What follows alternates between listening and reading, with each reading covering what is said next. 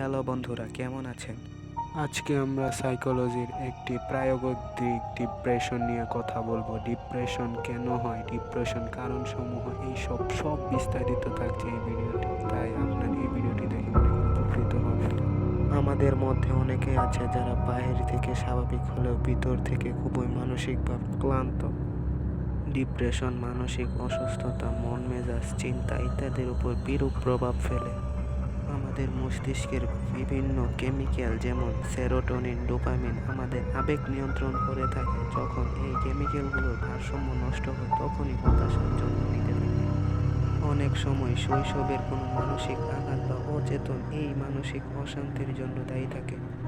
অনেক সময় জিনগত কারণ কিংবা পারিবারিক ইতিহাস পরিবারের অন্য মানুষদের জন্য এই হতাশার জন্ম নিতে পারে।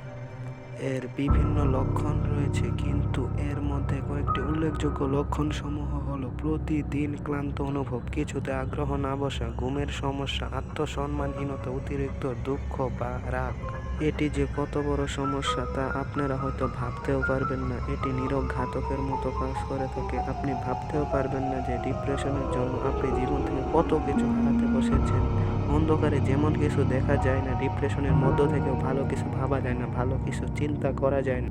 ডিপ্রেশনে কেউ একবার মগ্ন হলে এটা থেকে ওঠা একটু বড় কঠিন হলেও এর কিছু প্রতিকার সাইকোলজি থেকে নেওয়া যায়। এর মধ্যে অনেক প্রতিকার রয়েছে, তার মধ্যে উল্লেখযোগ্য কিছু: নিয়মিত ব্যায়াম করা, পর্যাপ্ত বিশ্রাম ও ঘুমের ব্যবস্থা, পরিবারের সাথে সময় দেওয়া, নিয়মিত নামাজ আদায় করলে ডিপ্রেশন থেকে অনেকটা মুক্তি পাওয়া সম্ভব।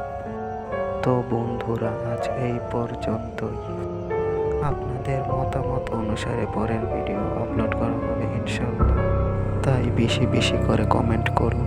আর ওই পর্যন্ত সুস্থ থাকবেন, ভালো থাকবেন।